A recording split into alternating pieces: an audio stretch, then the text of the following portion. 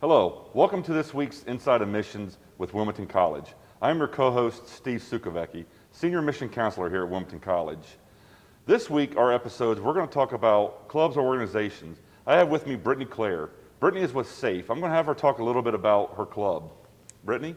Hi, so SAFE is Survivor Advocacy, Fellowship, and Education. It has replaced We Care, which was a grant-funded organization on campus that was helpful to survivors of sexual assault and any victim of crime. So what SAFE does is it is here for support, any type of support that anyone may need, whether it be emotional, or we are also teaming up with Alternatives to Violence, which will help the survivors of sexual assault and any other victims of crime. Brittany, during this time of COVID, it's been a little bit different this year, but as a student, being in a club, organizations, as many as you were involved with, tell me some things, some challenges that you have faced this year. Definitely. So virtual events have not been working very well for on-campus because Wilmington is a very hands-on campus. So the struggle has been having students attend and be motivated to attend events that offices and organizations put on. So I would say our biggest struggle has been having students motivated and engaged with organizations. Someone that's involved, like I said, you're involved in a lot around here. Everyone knows Brittany around campus. What are some ways that students, once they get here on campus next year or even this year, that they can, reach out and hear a little bit more about SAFE, or if they want to get involved with SAFE?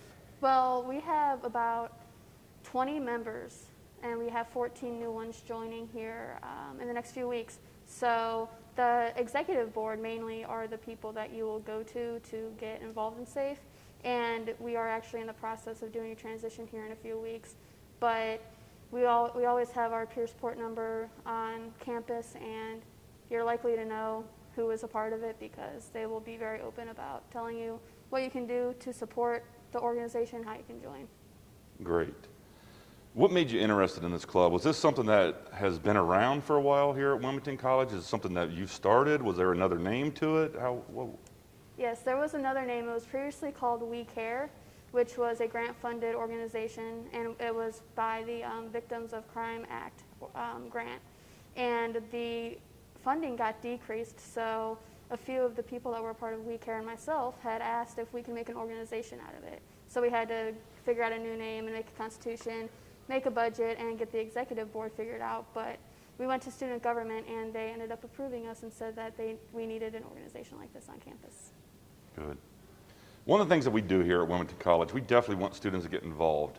And like I've mentioned a couple times now, Brittany is involved in a lot of different clubs and organizations here. This is something that she has a definite passion for, that she wants students to get involved with. She's one of our leaders here on campus. But leading into that, someone like yourself, tell me, with the SAFE, has it changed your life in any way? It has. When I came onto campus, I didn't know that there were organizations that were this passionate about students' health and support in general, and having an organization that is offering resources and support in anything that you may need has been extremely beneficial for me. Good. If there was one thing that you can change about SAFE or add to it, what would that be? It would definitely be being more known on campus, and it's not that it's not known, it's just that a lot of people, I feel like, are afraid to use the hotline because this is a small campus, so they feel like if they talk on the hotline that whoever answers the phone will know who it is, just because of how small Wilmington is. So when you have a student, that calls that hotline, is there a process that you go through? I mean, I know they don't have to say their name, but if they do say their name, I'm sure there's some rules there that you have. Yeah, so if someone wants to stay anonymous, they can, but anything that is said through the peer support line is 100% confidential, and as someone a part of the organization, you have to be able to keep confidentiality and privacy, and we are told that the moment that we join the organization, we sign confidentiality forms and things like that, so we're held accountable for it. So being someone as yourself, Brittany, you're coming from a large city, Cleveland, I always like to call you. What's a message out there for a student that may be coming in from a Cleveland area or a big area that, they want to get involved with some organizations here? Would SAFE be a great one for them to get involved with? It definitely would be. I would suggest in general coming to campus, usually we do an organization fair, And that is a very important event for newcomers onto campus because you get to learn about all of the different organizations that we have, and you get to even talk to some of the exec board members as well as advisors. Thank you.